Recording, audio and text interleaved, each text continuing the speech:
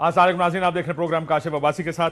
मेहमानों का पहले तारुफ करा दूं। ज़ाहिर है बहस एक सियासी चल पड़ी है। वसीम बदामी साहब हमारे साथ स्टूडियो में मौजूद हैं, बहुत शुक्रिया आपका। इमरान खान साहब हमारे जर्नलिस्ट दोस्त लाहौर से हमारे साथ हैं, और अता तारड़ साहब मुस्लिम लीग नून की नुमाइंदगी करेंगे आज।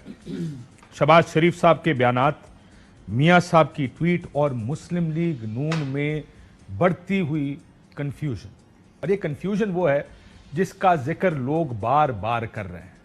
हर जगह पर इस वक्त यही बहस हो रही है कि कौन है जिसका बयानिया दुरुस्त है, कौन है जो लीड कर रहा है सारे को। क्या मरियम नवाज शरीफ साहबा का बयानिया ठीक है? क्या मियाँ शहबाज शरीफ साहब जो किनारा कश हो गए कश्मीर कैंपेन से, आप अक्सरियत, मुझे तो याद नहीं पड़ता कि अगर आप देखें कि कोई ऐसी जगह हो जहां मरियम बीबी हो जलसे के स्टेज पर और साथ मियाँ शहबाज शरीफ साहब भी मौजूद हो। मुझे मेरी कम से कम नाकिस जो वो नॉलेज है, या अभी मैंने नहीं देखा, मैं दोस्तों से पूछता हूं कि क्या उनमें से किसी ने देखा। बदामी साहब, क्या वाकई कंफ्यूजन और तफरीक अब हो गई शहबाज शरीफ साहब के इंटरव्यू के बाद? मैं जरा आपको शायद खाकान अब्बासी साहब का बयान सुना दूं इसी चीज पर। उन्होंने क्या कहा एक प्रोग्राम में जब उनसे सवाल पूछा गया, तो वो क्या कहते हैं, सुनिएगा। सियासत के अंदर टाइमिंग और कॉन्टेक्स्ट इज एवरीथिंग।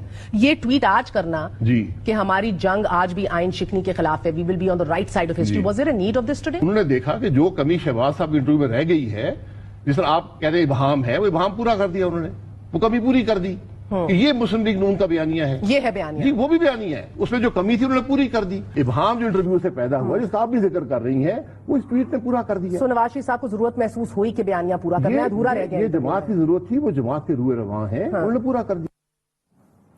बयानिया में कंफ्यूजन थी और मियाँ नवाज शरीफ साहब ने उसको पूरा कर दिया। बदामी साहब, कंफ्यूजन तो है, तो नवाज शरीफ साहब ने इस अवाम को भी ख़त्म कर दिया कि कोई अवाम है, यानी अब इस बारे में कोई कन्फ्यूजन नहीं है कि मुस्लिम लीग नून में कन्फ्यूजन है। ये बिल्कुल बात ये तय है।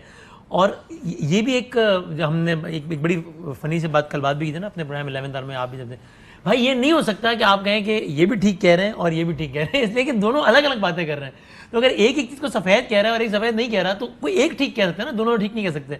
तो अब आप ये कह सकते हैं कि जनाब हाँ जी दोनों की मंजिल तो वही है, फला फला, लेकिन आप आज भी शहबाज शरीफ साहब से अगर पूछ लें कि भाई साहब क्या सियालकोट का इलेक्शन इदारों ने चुराया है, क्या अफवाज पाकिस्तान के सरबराह को आप फला फला चीज़ का जिम्मेदार समझते हैं, तो ऑफकोर्स वो ऐसी बात नहीं करेंगे। और मरीम नवाज शरीफ साहबा ये बात करती हैं, नवाज शरीफ साहब ने नाम ले लेके।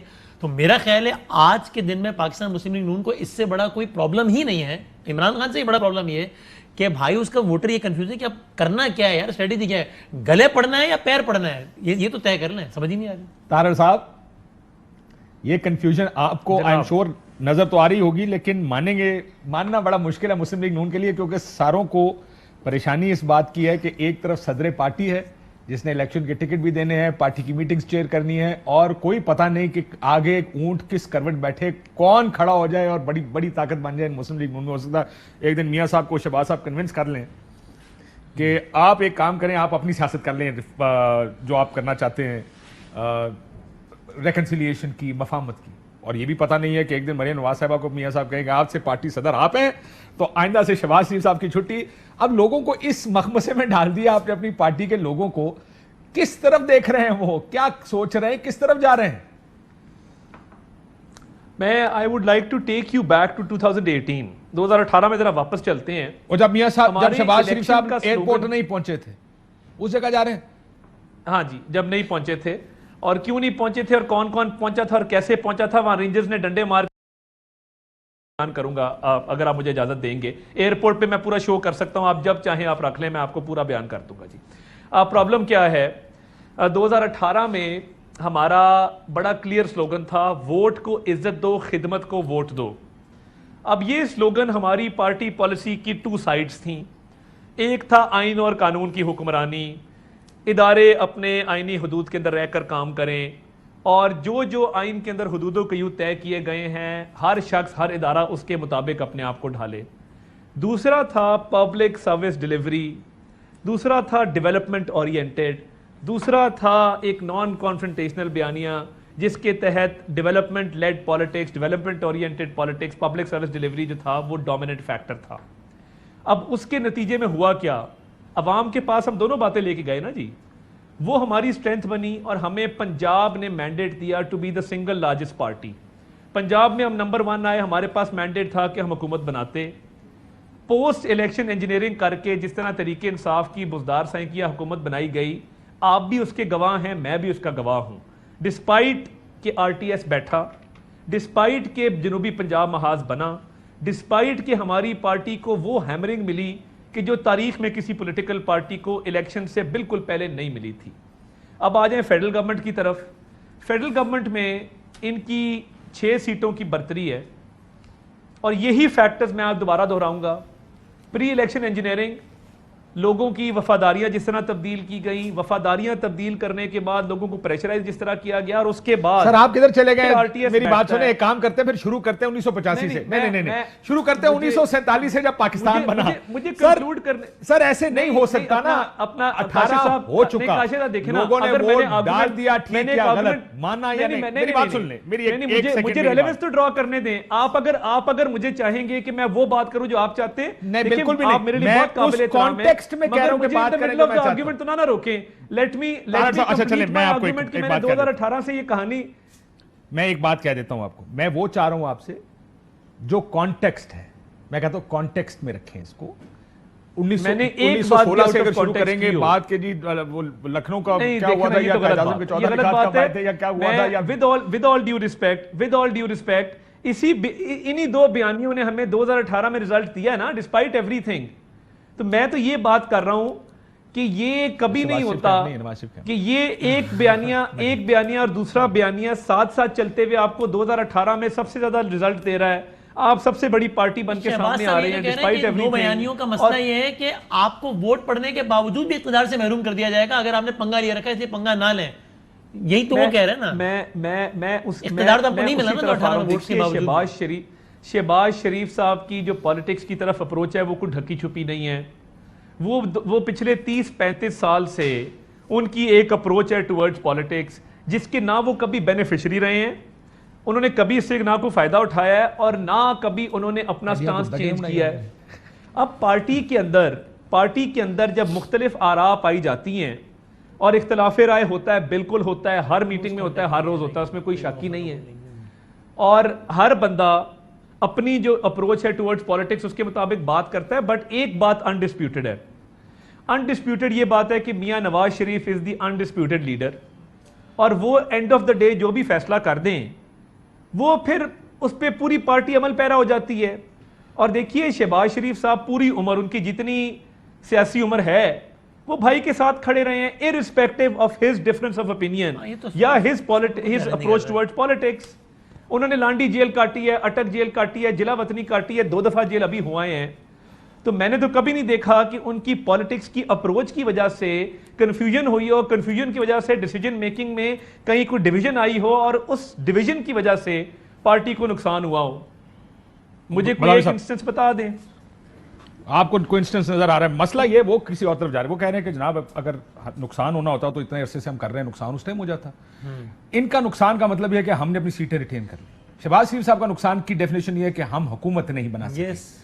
उनका ये कहना कि हुकूमतें बनती गठजोड़ करके, लोगों के साथ मामला तय करके, मैनेजमेंट का लफ्ज इस्तेमाल वो अक्सर करते हैं कि मैनेज करके हुकूमतें बना करती। अब हम किसकी बात सुने? क्योंकि जो पार्टी की लीडरशिप, जो एक तो माइंड ना करना, लेकिन बहुत से लोग ऐसे हैं जो लोग इलेक्ट होने जा रहे हैं, जिन्होंने इलेक्शन लड़ना है, उनका जाविया इस मैनेजमेंट पे बड़ा डिफरेंट है। वो कहते हैं भाईजान बातचीत करें वरना फारिग हो जाएंगे। वो लोग जिन्होंने इलेक्ट नहीं होना, वो तलवारें निकाल के जो पीछे से बड़े साहब का ऑर्डर आता है बशमूल उनके, क्योंकि उन्होंने भी इलेक्ट नहीं होना इस इलेक्शन में। तो उनका बिल्कुल एक जाविया ही डिफरेंट है इस सारी पॉलिटिक्स से, पॉलिटिकल सिनारी को देखने का। अब जो वोटर है उसने तो सिर्फ आखिरी दिन जाके वोट डालना है या नारे मारने। और देखिए मेरा ख्याल कह रहे हैं तारा साहब का नुकसान नहीं हुआ, तो हालिया तारीख में यानी इससे बड़ा नुकसान और क्या होगा कि भाई 2013 में मुस्लिम लीग नून को नहीं मिला ना इक़्तिदार, हालांकि ऑन पेपर भी पंजाब की सबसे बड़े पार्टी रहने के बावजूद भी।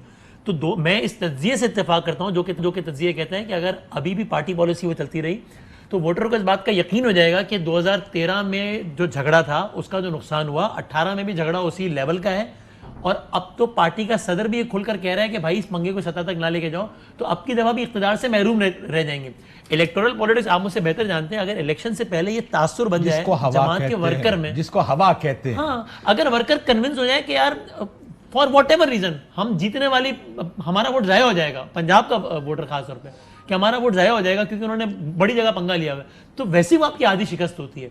तो मुझे तो यकीन है कि अगर इस परसेप्शन के साथ ही नून लीग 2018 के इलेक्शन में गई तो बहुत नुकसान होगा नून लीग को। इमरान खान साहब भी हमारे साथ आ गए। इमरान साहब, आप कैसे देख रहे हैं ये जो सारी बयानबाजी पिछले 2-3 दिन में, और अब पार्टी के अंदर भी ऐसा लग रहा है कि दो कैंप्स बंद तो नहीं गए, लेकिन मैं आपको बता देता हूं कि किस किस ने क्या क्या बयान दिया। ख्वाजा आसिफ साहब से सवाल पूछा गया इस तकसीम के बारे में, उन्होंने क्या कहा, जरा सुनिएगा।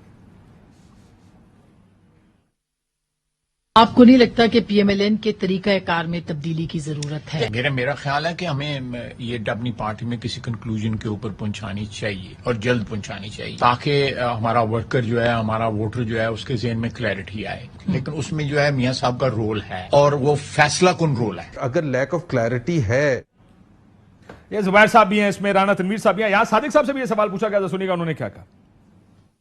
अब तक नुकसान नहीं हो रहा ये जो कन्फ्यूजन है, इस वजह से आपको सियासी तौर पे दो बयानियों की वजह से? मेरा ये ख्याल है कि हमें इसको जल्द से जल्द रैप अप कर लेना चाहिए, एक बयानिया बना लेना चाहिए और उसको इम्प्लीमेंट करना शुरू कर दें। बट जो भी बयानिया बनेगा वो इंशाल्लाह लॉजिक के साथ बनेगा, उसमें देखा जाएगा कि फायदा क्या है, नुकसान क्या है, फायदा क्या हुआ, नुकसान क्या हुआ, वो दोनों चीजें देख के ये बयानिया बनाया जाएगा। एग्जैक्टली यही बात हो रही है। लेकिन इसमें मसला क्या है? ये लोग ये नहीं कह रहे इमरान साहब तारड़ साहब की तरह, या राना सनाउल्लाह साहब कुछ समझ लें, या शायद खाकान अब्बासी साहब की तरह कि ठीक बयानिया, मियां साहब ने जो बात की ठीक की है। वो कह रहे हैं जी हाँ, बयानिया बनाने तो बेहतर है, तय कर लो करना क्या। और वो ये कहना इनडायरेक्टली अगर इसको ट्रांसलेट करें ना सियासी टर्म्स में कोई आदमी खुल के बात नहीं करता, लेकिन अगर सियासी टर्म में ट्रांसलेट करें तो उनका कहने का मतलब ये है मुफाहमत कर लो तो बेहतर है, जो भी करना है जल्दी करो। रिकॉर्ड तो ये भी कहते हैं कि यार पैर भी पढ़ना है, तय कर लो ताकि सब मिलके पढ़ जाए तो फायदा। तो अभी तो समझ ही नहीं आ रही। जी इमरान साहब, देखिए काशिफ भाई, ये कोई बटन के साथ चलने वाली पार्टी तो नहीं है कि स्विच इधर को कर दें तो ये इनकलाबी हो जाएंगे, या इधर को कर दें तो ये एस्टेब्लिशमेंटी हो जाएंगे। ऐसा तो कोई बटन दबा के तो नहीं होता ये। अब ये इस तरह का तासुर बन रहा है इनके इन बयानात से कि नवाज शरीफ साहब के हाथ में स्विच है, वो उस स्विच को नीचे कर देंगे तो सारे इनकलाबी हो जाएंगे, वो ऊपर कर देंगे तो ऐसा हो जाएगा। देखिए मेरा ना थोड़ा सा डिफरेंट इसमें ओपिनियन है। प्रॉब्लम ये है कि मैं इनकी फैमिली को जानता हूँ बहुत अच्छी तरह। इनकी फैमिली में बहुत सारे लोग मेरे दोस्त भी हैं, यहाँ मेरे घर के पास ही ये लोग रहते हैं, और बहुत पहले जब मैं जर्नलिस्ट नहीं था तब से इनको जानता हूँ। और इनकी फैमिली के अंदर मेरा इनके फंक्शन तक में आना जाना रहा, जब मैं सहाफ़ी नहीं था तब भी। ये तारड़ साहब भी जानते हैं, बाकी सब लोग भी जानते हैं।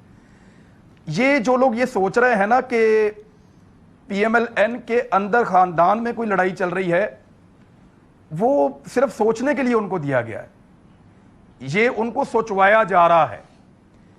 हत्ता कि इनकी पार्टी के जो अच्छे खासे लोग हैं उनके दिमागों में भी कुछ को हार्डलाइनर्स बना दिया गया, खास किस्म का बयानिया देके। कुछ को जो है वो दूसरी तरफ के लोगों ने कायल किया कि जी ये वाला बयानिया ठीक है। तो वो पार्टी को भी कंफ्यूज उन्होंने खुद जानबूझकर किया हुआ है। अगर कोई मुझे आज ये कहे कि नवाज शरीफ के नीचे ये लोग आपस में मुत्तफिक नहीं है तो मैं ये बात कभी नहीं मानूंगा।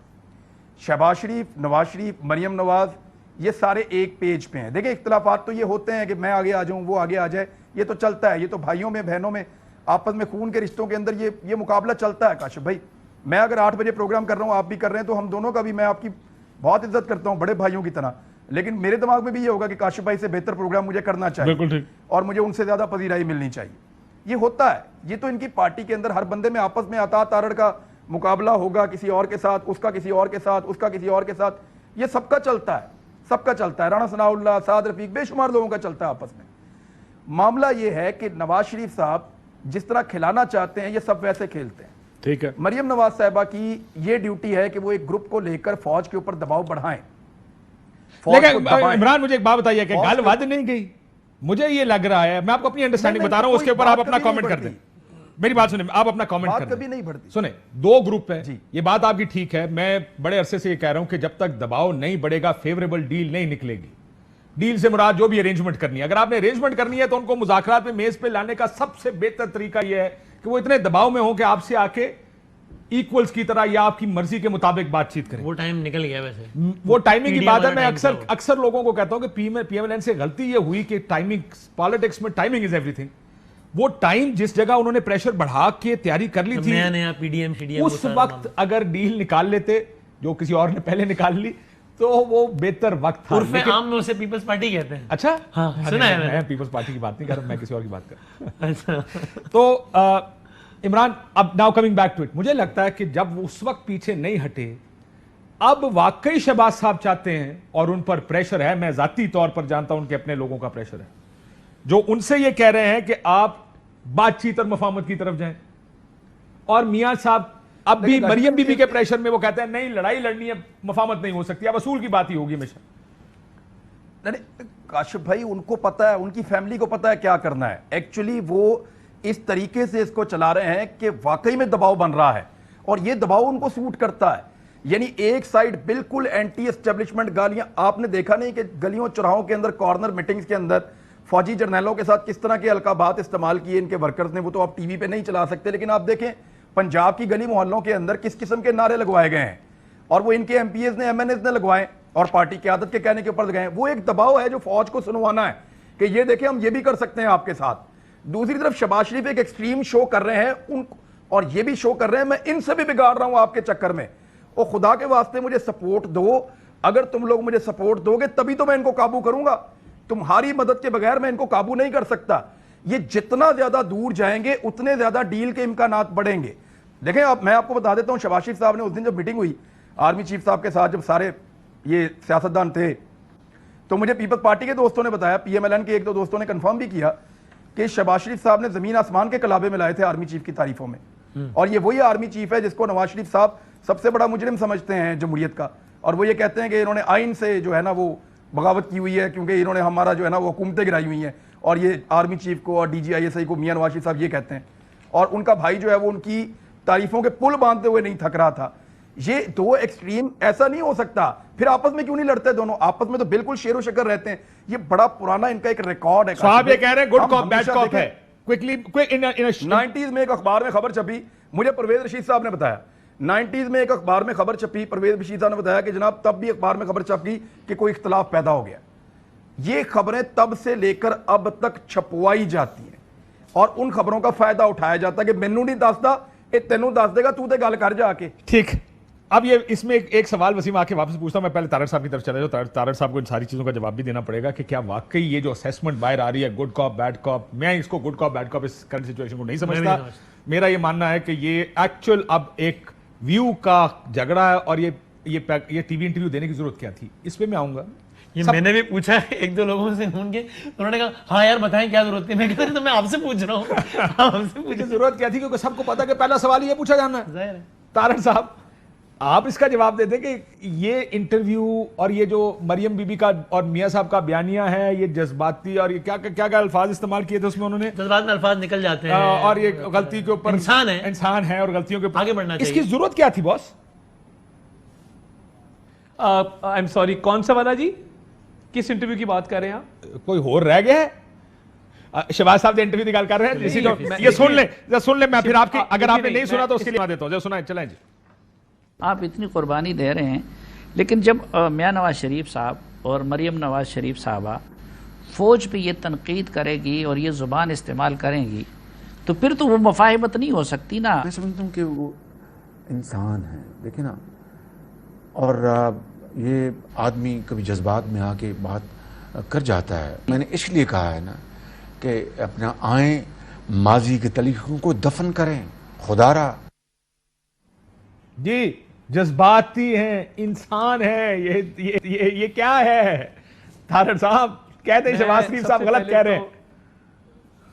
नहीं, सबसे पहले तो देखिए गुड कॉप बैड कॉप वाली कोई बात नहीं है। मैं इमरान साहब मेरे लिए बहुत काबिल एहतराम है, मैं इनको तकरीबन पिछले कोई 13 साल से जानता हूँ, और जहाँ तक इन्होंने फ़ौज के ख़िलाफ़ बात करने की बात की तो वो तो इनसे भी जज्बात में एक टॉक शो में निकल गई थी। उसकी तफसीर में जाए बगैर इमरान खान साहब लंदन में क्या कहते रहे हैं वो शायद कोई टीवी चैनल ना चला सके। इमरान अहमद न्याजी साहब की बात कर रहा हूँ, वो दुनिया का कोई टीवी चैनल नहीं चला सकता जो उन्होंने तकरीर लंदन में की थी। चले कतई नज़र इस बात से मेरा इस मामले में पॉइंट ऑफ व्यू बड़ा क्लियर है।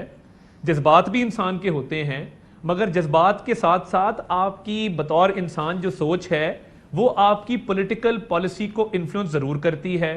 सो आप ये कह रहे हैं तो जज्बाती भी, वो भी ठीक है, जज्बाती बिल्कुल- है, और वो भी ठीक है कि इंसान की सोच भी होती है, मतलब दोनों ठीक कह रहे हैं। नहीं, मैं तो देखे जज्बात, आपके जज्बात मेरे आपके बारे में बड़े अच्छे जज्बात हैं। मैं आपके शो पे बैठा हूं तो देखे ना, मेरा डिसीजन आपके शो में बैठने का मेरे जज्बात से इन्फ्लुएंस हो रहा है, इसमें कोई शक नहीं है। तो मेरा ख्याल है अगर इंसान के जज्बात होते हैं और वो उसकी पॉलिटिकल पॉलिसी को इन्फ्लुएंस करते हैं तो उसमें क्या गलत बात है। तो मैं समझता हूं कि ये पॉलिटिकल पॉलिसी देखें दो तरह की बिल्कुल है, वो रोज़े रोशन की तरह आया है, मगर वो हमें उसने बहुत फ़ायदा दिया है। बिकॉज अभी आप देखें हमारे कश्मीर के आप जलसे देख लें, हमारी पब्लिक गैदरिंग्स देख लें, लोग आइन की हुक्मरानी, वोट को इज्जत दो के नारे के लिए जिस तरह निकले हैं, कभी माजी में कश्मीर की हिस्ट्री में ऐसे जलसे नहीं हुए। नंबर 1। नंबर टू मैं ब्रेक के बाद लेता हूं आपसे, ब्रेक का कहा जा रहा बैंक है। मैं ब्रेक के बाद इसका नंबर 2 आपसे ब्रेक के बाद लेता हूं। एक ब्रेक लेते हैं, ब्रेक होता है। वेलकम बैक नाज़रीन। बदामी साहब, सबसे पहले तो ये बता दें कि ये इंटरव्यू दिया क्यों गया, आपको लॉजिक समझ आती है क्या ये पैगाम भेजा गया? Let me break it down. इस इंटरव्यू की अगर आपने अनलेस आपने ये बातें किसी को सुनानी है, या तो लंदन में नवाज शरीफ साहब को सुनानी है या किसी और को सुनानी है, ये मेरा मौक़िफ़ है। अनलेस दैट्स द केस, मुझे और कोई वजह समझ नहीं आती कि ये इंटरव्यू क्यों दिया गया। मैं अपनी राय भी देता हूँ, और नून लीग के एक सीनियर रहनुमा से मैंने बताया कि जब मैंने उनसे पूछा कि यार फिर ना ही देते, तो उन्होंने आगे से वहाँ से कहा गया कि भाई ज़्यादा से ज़्यादा एक कॉन्ट्रोवर्सी यही चल रही थी ना कि बहुत नाराज़ हैं और सदारत से इस्तीफ़ा दे रहे हैं। मुमकिन है कि उस तासुर को ज़ाहिर करने के लिए इंटरव्यू दिया हो, लेकिन ये काम तो बहुत आसानी से फिर एक ट्वीट के जरिए हो सकता था। ट्वीट के बजाय मरियम औरंगज़ेब साहबा की ट्वीट हो सकती थी शहबाज शरीफ के नाम, शहबाज शरीफ साहब के बयान से मंसूब करके कि जनाब शहबाज शरीफ साहब ने ऐसी तमाम अफवाहों को रद्द किया है। तो मुझे ऐसा लगता है कि उन्होंने अपने तौर पे ये सोच किया कि जनाब ये एक फिर से माहौल बन रहा है कि जनाब सदारत से इस्तीफ़ा, ये वो सारा, और वो ट्वीट से किया मैं नहीं कह रहा हूँ, खुद नून लीग के लोगों की राय थी कि भाई काम यही था, लेकिन इस काम के लिए इंटरव्यू दिया उन्होंने, और वो और जो जिस काम के लिए दिया गया उसी के लिए दिया गया ये इंटरव्यू। दैट्स व्हाट यू नहीं, मुझे ये नहीं लगता, क्योंकि मुझे इसलिए नहीं लगता कि मैं सोचता हूँ कि क्योंकि मेरी भी ये राय है जिस तरह आपकी है कि गुड कॉप बैड कॉप वाला मामला नहीं है, राय का इख्तिलाफ है। तो शहबाज यानी इसके बाद तो नून लीग मजीद मुश्किल में पड़ गई। मुझे किसी इधर जा रहा अब लंदन जाना चाहते हैं, ये गारंटी ये उनके लिए लंदन जाके मियां साहब के साथ फेस ऑफ करना चाहते हैं। और लंदन तो बहुत अरसे जाना चाहते हैं ना। कामरान खान साहब के इंटरव्यू उन्होंने कहा ना, मैं वहाँ जाके पैर पकड़ने के लिए तैयार हूँ नवाज शरीफ साहब को राजी करने के लिए। और जी और फिर नवाज शरीफ साहब की जी तारा साहब, थोड़ी सी मैं इस पे राय ये देना चाहता हूँ। देखें, इस इंटरव्यू का इतना इशू नहीं है। इस इंटरव्यू से कबल एक आपको याद होगा एनर्जी क्राइसिस के ऊपर प्रेस कॉन्फ्रेंस हुई, उसमें लाहौर के एंकर हजरात 3-4 मौजूद थे, सलमान गनी साहब जैसे एनालिस्ट मौजूद थे। वहाँ पे भी शहबाज शरीफ साहब ने यही बातें की जब उनको सवाल किए गए। तो ये उनका मौकफ कोई, या तो उसमें कोई तब्दीली आई हो या उन्होंने किसी इंटरव्यू में इसके बरक्स बात टेलीवाइज चीज में देखिए, एक गुफ्तगू में और टेलीवाइज चीज में फर्क होता है तारड़ साहब। ये टेलीवाइज उनको पता था, ये सारे आपकी बात, मगर हमेशा उनका मौकफ यही रहा है। अगर वो टेलीवाइज इंटरव्यू हफ्ते बाद देते, हफ्ते पहले देते, यही बात करते, तो मेरा पॉइंट ऑफ व्यू ये है कि उनका हमेशा ये मौकफ रहा, इसमें तो तब्दीली कोई नहीं आई। तो वो तो बात फिर वही की वही है कि उन्होंने अपनी पॉलिटिक्स की टुवर्ड जो अप्रोच है उसको रीइटरेट किया है, अपने मौकफ को दोहराया है और उसको रीअफर्म किया है।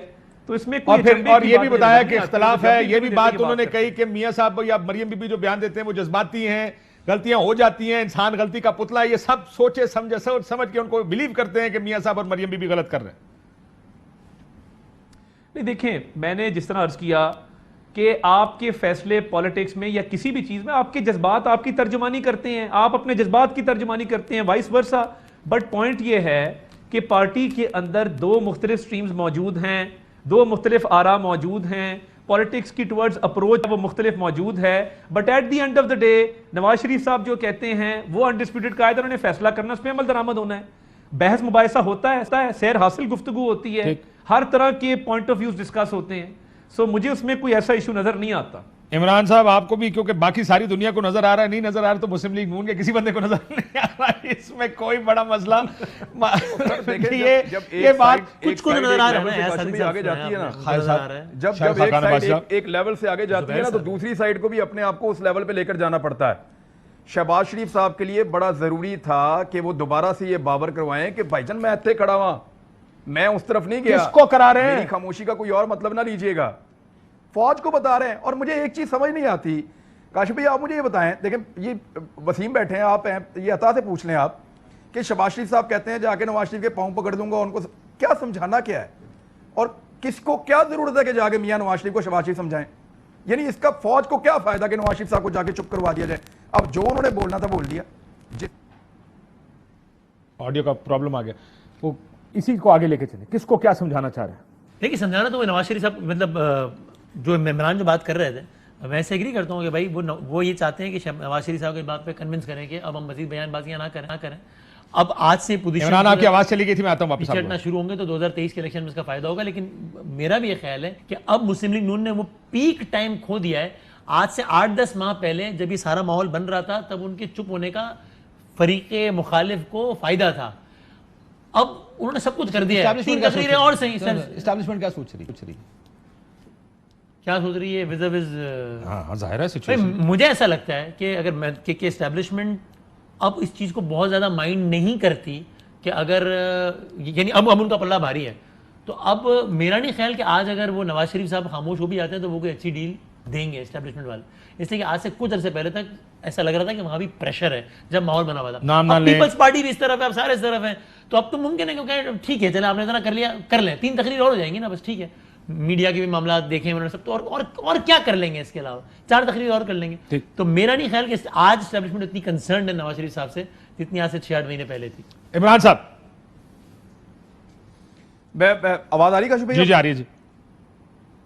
अच्छा देखिए, मैं ये अर्ज कर रहा था कि क्यों मिन्नत करनी है जाके, और किसको चाहिए उनकी मिन्नत? पाकिस्तान में कौन ऐसा है जो शहबाज शरीफ से ये चाहता है कि वो जाएं जाके नवाज शरीफ से जाके पाँव पकड़ के उनको चुप करवा दें? क्यों? कौन मुतालबा कौन कर रहा है? पाकिस्तान का आर्मी चीफ कर रहा है, पाकिस्तान का DGISI कर रहा है, कौन कर रहा है? पाकिस्तान की फौज कह रही है जी हमारे ऊपर बहुत कीचड़ उछाल रहा है, जाके नवाज शरीफ के पाँव पकड़ लो। जो इन्होंने करना था इन्होंने कर लिया। अब जरूरत क्या है? यानी हमदुल्ला मुहिब तक को तो बुला के नवाज शरीफ साहब ने मिल लिया है।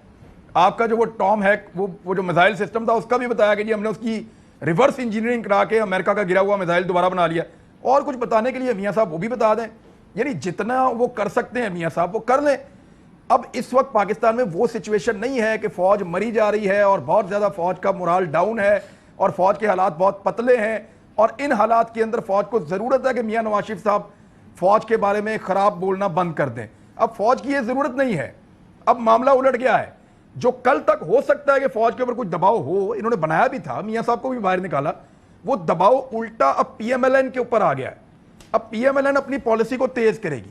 ये आप देख लीजिएगा, एक सिमत ज्यादा चढ़ाई करेगी और दूसरी सिमत उस सिमत की मुखालफत करके ये पावर करवाएगी कि हम इनको चुप करवा सकते हैं, हमारी खिदमात हासिल कर लें। ये चलेगा आने वाले दिनों में, और ये ऐसे ही करते हैं हमेशा, रिकॉर्ड है। आपको ये लग रहा है, मैं तारड़ साहब के पास जाने से पहले, मुझे अगले चंद दिनों में बड़ी कंफ्यूजन बढ़ती नजर आ रही है। मेरा ये ख्याल है कि अगले चंद दिनों में ये जो सारा कुछ हो रहा है ये बढ़ेगा। आपका क्या ख्याल है? मुझे भी ऐसा ही लगता है कि ये नून लीग के अंदर एक कंफ्यूजन बढ़ेगी, गलत मलत बयानात बढ़ेंगे, जस्टिफिकेशन का सिलसिला बढ़ेगा, और जिसके नतीजे में अल्टीमेटली नून लीग के वर्कर से लेके आला ये जो बोलने वाले लोग हैं या आला सतह के लोग हैं, वो मजीद कन्फ्यूजन का और डिमोरलाइज होने का शिकार होंगे। मुझे लगता है कि सिलसिला भी ऐसे ही चलेगा, ये किसी एक समत नहीं जाएगा, मामला ऐसे ही चलेगा। तारड़ साहब, this is bad for your party. अगर आप इसको उस नजर से देखें तो जो जिसको आप कहते हैं कंफ्यूजन किसी भी सियासी जमात के लिए कभी भी अच्छी नहीं होती। अभी टाइम है, इलेक्शन में भी वक्त है, लेकिन ये 4-6 महीने से ज्यादा ये कंफ्यूजन आप ही नहीं चला सकते। उसके बाद भी क्लैरिटी देनी पड़ेगी सारों को कि हमने इस तरफ जाना है या उस तरफ बैठना है। एग्जैक्टली। देखिए, एक तो मैं जो इमरान खान साहब ने बात की, मुझे ये बता दें कि आइन की हुक्मरानी के अलावा और आइन के मुताबिक मुल्क को चलाने के अलावा मियां नवाज शरीफ साहब ने क्या बात ऐसी कर दी कि जो आइन के खिलाफ हो। मियां साहब की बात नहीं हो रही, शहबाज साहब की बात हो रही है। नहीं, अभी इन्होंने बात की ना नहीं मैं ਉਹਦੇ ਵੱਲ भी आ रहे हैं मेरी सिर्फ ये गुजारिश है कि उनकी बात आइन की हुक्मरानी की है, उसमें मुझे बता दें कि गलत बात क्या है। अब आ जाएं अगला जो आपने सवाल किया। मेरा ये ख्याल है कि आने वाले दिनों में, और ये फेज़ को पहली दफ़ा नहीं आया, ये फेज़ हमारे पे आता रहता है, हम इससे बदतरीन हालात से भी गुजरे हैं। अगर इसको कंसिडर कर लिया जाए कि जी इस वक्त जो है वो पार्टी बहुत तज़ब्ज़ुब का शिकार है, तो मेरा ख्याल है आने वाले दिनों में इसमें मज़ीद क्लैरिटी आ जाएगी। और पिछले 30-40 साल से हमारे बहुत से मुखालफिन की ख्वाहिश रही है कि पार्टी स्प्लिट हो जाए, पार्टी दो लख्त हो जाए, पार्टी के अंदर जो है वो इंतशार पैदा हो।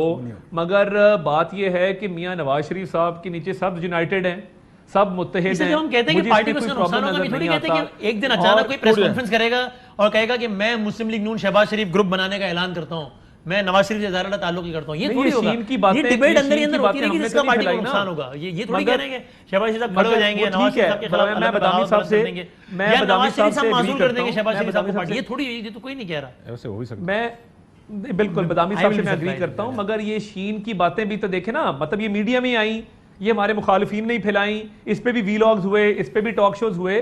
तो मैं सिर्फ उस तासर को क्लियर कर रहा हूं कि देखिए जो होना है वो इत्तेहाद व इत्तेफाक से होना है।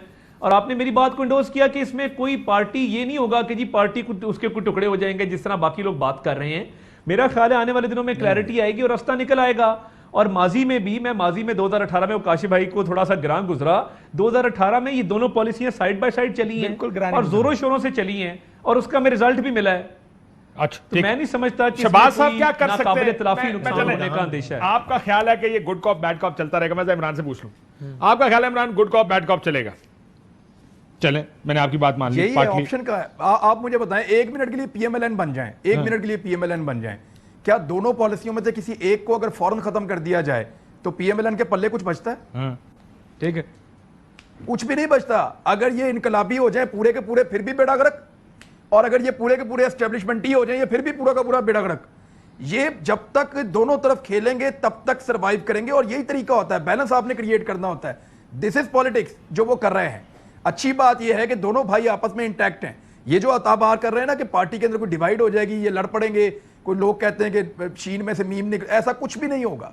ये इकट्ठे रहेंगे। हाँ, ये मुमकिन है कि कुछ और मफाद परस्त ऐसे लोग जो इक्तदार के लिए पॉलिटिकल पार्टीज को ज्वाइन करते हैं, हो सकता है अगले इंतखाबात में कुछ और मफाद परस्त इनको छोड़ जाएं, या हो सकता है इनके कुछ नंबर्स कम हो जाए। लेकिन देखें, ट्रैक रिकॉर्ड की बात करें ना काशिफ भाई, ट्रैक रिकॉर्ड ये है कि मुझे, आप तीनों लोग यहां बैठे हैं, मुझे बताएं कि कभी कोई ऐसा इलेक्शन जिसमें नवाज शरीफ साहब एस्टेब्लिशमेंट की मर्जी के बगैर या उनकी मदद के बगैर इक्तदार में आए हो। काशिफ भाई, सबसे ज्यादा आपने कवर किए हैं इलेक्शन, हम सबसे ज्यादा। क्या कभी मियां साहब आज तक एस्टेब्लिशमेंट की मदद के बगैर इक्तदार में आए? अगर आए हैं तो इस दफा भी आ जाएंगे, और अगर नहीं आए तो फिर ये याद रखिएगा, मियां साहब वो खेल खेल रहे हैं जिस खेल के वो मास्टर नहीं है। मियां साहब वो वाली गेम में उतरे हैं जो गेम उनको खेलनी नहीं आती। एस्टेब्लिशमेंट के बगैर वो पहली दफा खेल रहे हैं। लेट्स सी वो कैसा खेलते हैं। ये नया तजुर्बा तो हो सकता है, लेकिन इसमें कामयाबी गारंटी नहीं है, क्योंकि इससे पहले जब भी वो जीते हैं वो एस्टेब्लिशमेंट की मदद से जीते हैं। जी, ब्रेक के बाद मुझे ब्रेक का कह रहे हैं। ये जो इलेक्शन बड़ी इंटरेस्टिंग चीज होती है। मैंने सारी उम्र, मेरा तो खैर क्योंकि मेरा बचपन भी इलेक्शंस के अंदर ही गुजरा, सो आई हैव सीन ऑलमोस्ट 70 के बाद, खैर उस टाइम में बहुत छोटा, 70s के इलेक्शन, उसके बाद से मैंने तकरीबन तमाम इलेक्शन बड़े करीब से देखे। ये बात ठीक है, इलेक्शंस बड़े इंटरेस्टिंग होते हैं। एक ब्रेक लेते हैं, ब्रेक के बाद वापस आते हैं। वेलकम बैक नाज़रीन। आखिरी सवाल इमरान आपसे शुरू करता हूं, ब्रीफ रखिएगा, आखिरी सेगमेंट है। ये पीडीएम कहां है? पीडीएम ने 29 जुलाई को कराची में जलसा करना था, 14 अगस्त को इस्लामाबाद में जलसा करना था। सडनली हुआ क्या पीडीएम को?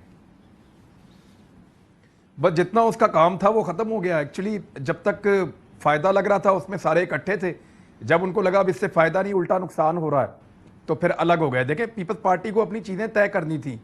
मरियम नवाज साहबा और नवाज शरीफ साहब ज्यादा गुस्से में थे, तो इन सबको लग रहा था कि हमें इस्तेमाल किया जा रहा है।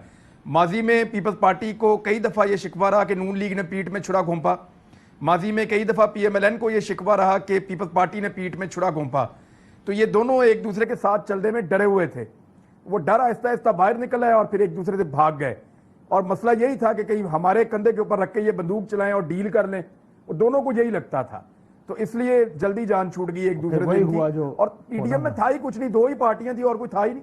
ठीक, तो पीडीएम 2 ही पार्टियां रह गई थी। और आपको क्या लगता है, पीडीएम है, पीडीएम इनफेक्टिव हो गई है, जो नताइज हासिल करना चाहती थी पीडीएम के जरिए वो नहीं हो सके, अब कोई है for all practical purposes of PDM doesn't exist anymore practically speaking. अब ठीक है जलसे वगैरह कर लें और सारा कुछ।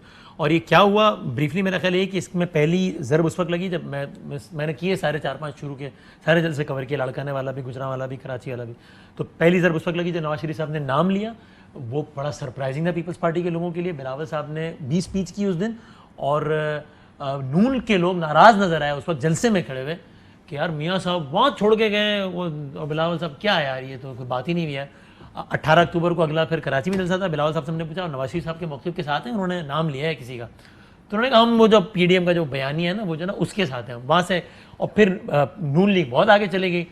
आप मुझे बहुत तंग कर रहे हो तो फिर मैं, और आपका कोई साथी हो मुझे पोटेंशियल लग रहा हो उसमें कि ये मेरे साथ सेटिंग कर लेगा, तो फिर मैं कोशिश करूँगा कि यार तुम ज़रा लीनियर, तुम मेरे साथ आओ ताकि मैं ज़रा इसको तो फिक्स करूँ ना, फिर ये काम हो गया। कहाँ गई पीडीएम? तारड़ साहब कोई है पीडीएम का फ्यूचर आपके ख्याल में, या बस अभी एक इलेक्टोरल अलायंस ही बन सकता है एट बेस्ट? इसके आगे उनका पॉलिटिकल रोल कम से कम आपको नजर आ रहा है फ्यूचर में, मुस्तकबिल करीब में? मेरा ख्याल है ये 14 अगस्त के बाद एक सरबराही इजलास कॉल होगा पीडीएम का और उसके अंदर आगे का रोड मैप और मामला तय होंगे। और जितने सरबराह सर आपस में फोन में बात कर लें दो ही तो रह गए। नहीं, मेरा ख्याल है कि पीडीएम की जो आगे उसमें देखिए बलूचिस्तान की भी पार्टी शामिल हैं, उसके अंदर बाकी पार्टीज भी हैं। मेरा ये ख्याल है कि जो अब आगे जाके इसका रोड मैप होगा वो 2023 के इलेक्शंस तक की जो प्लानिंग है उस पे इलेक्टोरल अलायंस ही बनेगा ना, और मतलब सियासी तौर पे इनकार है लेकिन इलेक्टोरल अलायंस बन सकता है।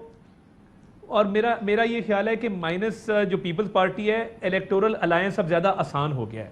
सो हो सकता है कि इलेक्टोरल अलायंस की तरफ बात जाए, हो सकता है कि 2023 तक क्या रोड मैप होना चाहिए, ऑपोजिशन को क्या रोल प्ले करना चाहिए आउटसाइड द पार्लियामेंट, उस पर बात जाए। बट अनकरीब एक इजलास होगा और उसमें तमाम पॉलिसी तय होगी। कुछ होगा उस इजलास में? क्विकली 2-3 जुमलों में। नहीं, इजलास होगा, थोड़ा सा और आगे का लहमल हो जाएगा, इजलास होगा, और जलसा होगा। पहला सवाल ये इजलास होगा, इजलास हो जाएगा, फिर एक जलसे हो जाएंगे, लेकिन बस ऐसे टक टक चलता रहेगा और कुछ भी नहीं होगा। Practically speaking PDM doesn't exist. Imran आपको लगता है कि ये इलेक्टोरल अलायंस ही बन सकता है? नहीं सर, वो भी नहीं बन सकता, वो भी नहीं बन सकता। जिस जगह पे पीएमएलएन चली गई है बहुत सारी पार्टियों के लिए मुमकिन नहीं होगा। लेकिन मौलाना साहब के लिए तो आसान है ना। देखें, अगर आप मौलाना साहब का पॉकेट्स देखें, वो पॉकेट्स है जिसमें नून नहीं है। सो ये एक आसान है कि वो अपने वोट दूसरी जगह पे उनको देते हैं और उधर उनसे वोट ले लें। सर मौलाना साहब क्या मांग रहे हैं? मौलाना साहब तो गारंटी मांग रहे हैं फौज से, मुझे गारंटी दोगे, मुझे दोबारा वहां से जिता दोगे जहां से मैं जीतता हूं। वो अगर उनको जरा भी आसरा मिला वो नून लीग को नजर भी नहीं आएंगे मौलाना साहब। अच्छा, आपको लगता है कि मौलाना साहब भी को डील करने के चक्कर में? और क्या चाहिए उनको? तो मौलाना साहब भी डील करना चाहते हैं। सारे तालिबान वाले सिनेरियो में अफगानिस्तान रेलेवेंट हो गए। उनकी नाराजगी अफोर्ड नहीं करती, ज्यादा नाराजगी से ज्यादा कई दफा जरूरत पड़ती है ना वही मैं कह रहा हूं, मसाइल की ऑन बोर्ड रहे तो हेल्प करें। सो मौलाना साहब बेहतरीन मफाद में, वसी तरह कौमी मफाद। मौलाना साहब को कुछ ना कुछ करके। अहम तरीन खबरें अब एक क्लिक की दूरी पर। आपके पसंदीदा टॉक शोज हों या अहम मुल्की या गैर मुल्की शख्सियात की न्यूज कॉन्फ्रेंसेस, हर लम्हा बाखबर रहने के लिए सब्सक्राइब करें हमारा YouTube चैनल। मौसम की सूरत हाल हो या खेल के मैदान से खबरें, अपने मोबाइल फोन से मुल्की और बैनुल-अक़वामी अहम खबरों तक रसाई के लिए डाउनलोड कीजिए मोबाइल ऐप। बावसूख ज़राए से मुसद्दिका खबरों, तज्ज़ियों और तबसरों से मुस्तफ़ीद होने के लिए विजिट कीजिए पाकिस्तान की सबसे बड़ी न्यूज वेबसाइट www.arYnews.tv। इन सब के अलावा पाकिस्तान का सबसे बड़ा फेसबुक पेज हो, सबसे बड़ा न्यूज इंस्टाग्राम अकाउंट या फिर ट्विटर, ARY न्यूज पहुंचा रहा है खबरें सबसे पहले आप तक, ताकि आप रहें हर लम्हा बाखबर।